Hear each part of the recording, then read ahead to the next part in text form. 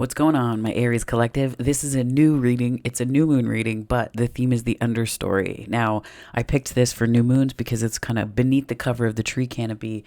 New moons are about things you can't necessarily see, but that are new. And I cannot think of something more active and vibrantly alive, but yet not often seen from the big picture than the understory. So I thought to dive into this. So I have a specific spread. I've already set the intention, so we're gonna hop right on in. We're gonna set up some themes here and pull for you, Spirit. What messages do you have for Aries for this understory reading? Thank you so much. So dark matter and mystery. I think you got this in the creative energy one. Very interesting carryover. So dark matter and mystery. I feel like this is a good time to set intentions, but I'm getting that, and like to set intentions and to begin to build new. Now, I'm feeling like the Leo new moon might feel a little chaotic, but it might not at the same time, depending on how you activate the energy. Right. I think it's probably a good idea to watch your words. So this card tells me a little bit, watch your words. But your words also have this power to transform. But I think there's an energy of transformation about you that is active right now. So let's dive into the spread itself. So I have an inhale, an exhale, and an on the breeze position for the spread I created. So the inhale is embodying this hermit energy. The exhale is Empress and Emperor energy. And then on the breeze, I thought of spores that travel on the breeze and how it's sort of like guidance from spirit for animals, right? It's like the internet for animals in the woods. So this sort of understory is where we're kind of tucked away in the energy of this reading. There's so much creative possibility and potential there. So let's see what you have in store. All of the things, apparently, all the things. Okay, so how do you want this sorted? Okay, so Spirit said that I need specific ones, not a lot of them. Okay. Spirit, what messages do you have for Aries for this understory reading? 9 of Swords on the inhale, so what you're taking in. Courage on the exhale, beautiful. Looks like a little daisy. So I'll show you this. So sorrow, this is 9 of Swords in the traditional Rider-Waite. Then we have courage, which is the 8. So that is the strength card in the traditional Rider-Waite. And what else do we have here on the breeze? Spirit, what do you have for Aries? Ordinariness, so 8 of Pentacles. But I am almost getting like Jack Kornfield's his book After the Ecstasy, the Laundry energy on that one. So, and then we have the bridging energy between these, so getting from point A to point B within that. Spirit, what messages do you have for my creative collective, my Aries collective in this energy? How do we make the most of this creative energy in this time in service to our creativity, in service to our expansion, in service to the energy that we encounter during the Leo new moon? So High Priestess, oh wow. Okay. I mean, the Leo new moon is not known for its subtlety. Then the Queen of Swords at the bottom. The deck is like, yeah. Okay, so sorrow, courage.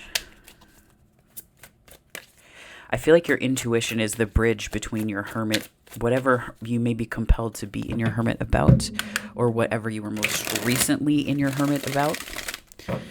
That's going to be the bridge between your emperor and slash empress, or thempress or themperor energy. I would pay good friggin' money for a deck that had a themperor in it and a thempress. Let me tell you. I would hope I wouldn't have to pay good money, but I feel like it just would be neat to see that integrated into the 78 to make it 80. Okay. What? Okay. I'm sorry. I don't know why. Like, what? Oh my gosh. It's your card, and the wheel is on the bottom. I'm just gonna put that as an earmark here. Okay, so this bridging energy to me, when I was meditating on the energy and creating the spread, this bridging energy. Let me do this so that there's not a beautiful little shine, much to my cat's dismay. Sorry for disturbing your fur. I know. So this energy is beautiful, Aries. Whoa. So I feel like you're on the inhale, you might be feeling like there's a lot on your mind. There's a lot on your mind here. You might be worried about a lot.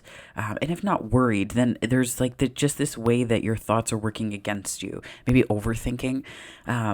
And you're being called to step into this emperor empress energy of courage. This is the strength card though, but I outlined this as a sort of emperor empress, as an exhale energy, right? We're exhaling strength, and it's apropos that strength and courage came up here. It's not necessarily prescriptive, but I think that with whatever you're working on, it's going to be really important. It's going to be really important to remember to stay in touch with your intuition, because that is going to help you to realize your own power. That is going to, and intuitive hits don't mean a lot at first necessarily. Like they may just come 555 on the time, for example. That could be an intuitive hit, change, right? I was driving today, and I drove, I drove for a hike. I'm recording this on Sunday, and I drove for a hike today, and I saw 333 and then 888 on a license plate, like right after the other. And sometimes I'll see license plates. I saw one the other day, and I was thinking about my grandpa, and he passed away in around, I want to say, 2012, 2011. Nope. Way earlier than that. Sorry, my brain is short circuiting because numbers and I are, anyways. I was in grade 9. So 2000, yeah, way longer. So like 2002, something like that. I don't know, but it's been a while. Anyways, I saw a license plate that said #1 grandpa, and I was thinking about him before, and then I saw the license plate, and I was like, I just felt his presence. So those types of things can connect you, but you have to really be in the flow of it, and you have to understand that seeing those things doesn't mean that, like, a blessing is going to be like right there. Seeing those things tells you you're on the right track, and I feel like it's like this is trying to tell you you're on the right track. And I think that on the breeze, like your guidance from spirit is that things may not shift quickly. Like there may not be this immediate, like, whoosh, and then like everything's done. It's not like that. I think there's this slow growth that needs to be, it's finding beauty in the ordinary, right? It's finding beauty in the ordinary. That's something I did with my Finding Hearts project, which has kind of come up a bit more lately mentally, but it's like, finding hearts in places would just connect me. And then I see this here. This was on the top of the deck of the affirmations. So maybe that is relevant to you, but I would see hearts everywhere, and it would just transform ordinary experiences into something truly beautiful. So that could be a call to find your thing. My friend Steve did this, and he started finding stars everywhere. And he was just shocked. He's like, I cannot believe how around they always were, and how they find me exactly when I need them. And I'm like, but that's the point, right? So finding something like that to make your highest good work for you, in service to you. Now these messages are just quick. There's nothing, like, I'm not going to dive too deeply into these, just because I wanted to keep them short and to the point. I do feel though that there's some kind of shift and transformation you're going through. And it, that can be big picture, that can be sort of smaller, but it's almost like the everyday might have you worried. You might be worried about the details of the everyday. Something about just like this ordinary day, and not the Great Big Sea song, although that is a great band. But it's like, in the ordinary, you can lose yourself in the details and lose sight of this expansion. You can lose sight of the fate, the hand of fate in things, because you're confusing your power, the emperor, as the thing instead of the bridge, right? Because this is the bridging energy. These are bridge positions, bridging the inhale to the exhale, right? And I feel like the exhale is your strength. That's another fire element, right? It's Leo energy. So it's you stepping into that power and understanding where you stand in your own energy and getting clarity on that, because then you can start to work with it. It becomes like Play-Doh, right? You can start to work with it and shape and mold it. And I do think that this Eight of Pentacles is a message that the best guidance is going to find you in the everyday. So pay close attention to signs, pay close attention to synchronicities, to songs, to book titles, things like that. They're going to meet you right where you are, right? I had a book fall off the shelf at work the other day, actually. Hilariously. Hold on.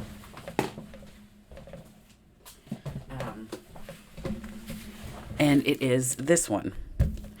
So I had this book fall off the shelf at work, The Book You Were Born to Write, right? And I never, I had seen it often, but I had never really picked it up and thought much of it. But it was like a resonance inside. It was a resonance. And I kid you not, I walked past and it was hanging off the shelf. And I don't know if it's just like when I walked past it, the breeze that I created. I mean, I'm not the Flash or anything, but it could have just like hit it and knocked it off, right? So let's see, just some quick guidance here to follow up, Spirit. What messages do you have for Aries? My Aries pals, thank you so much. Okay, so messages for Aries. So I think the big thing here I'm seeing is just that it's going to happen. Like your good is going to happen in the everyday. It's not going to be something that is like this extraordinary, like bam, and then something. I mean, that might be the case, but yeah, it's very quiet. This is Eight of Swords energy, very quiet transformation. But doing so nonetheless, right? There's more butterflies here and here. You want to, okay, yeah. And the Emperor, you kidding me? Aries, you're really, so the other thing to keep in mind, when I see your energy show up this much, it's like remembering that you don't have to have your hand in this. This is Spirit doing the heavy lifting. You just have to be ready and showing up in your energy, like ready to shine your light, ready to own your power, to step into your, to step into you, to step into your gifts, to step into, more into who you are, right? And doing that and being that fearlessly, right? Being that fearlessly, because you've got so many aspects of Spirit on your side here. Ace of Wands, yeah, there's a lot that's coming, and I think you could probably feel the new. You can probably feel the new, Aries, but this is just a very quick, message. Let me do one more on each of these here. Yeah, look out for the new. I feel like it's, obvious of a new moon, but there's something really subtle here because of the High Priestess.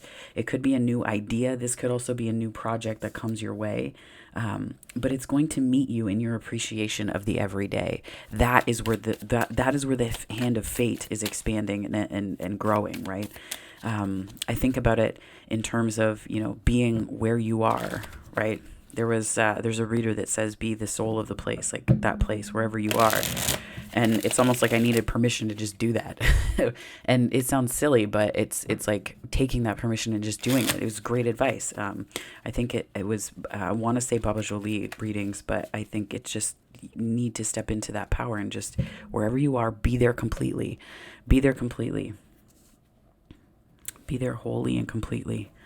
Because that's the other thing too, is being whole and complete is about finding peace wherever you are, finding peace wherever exactly and firmly where you are. It's not easy. There are times where even, like I'll stumble, or, I'm sure like there's tons of teachers that stumble too. Empress. Yeah.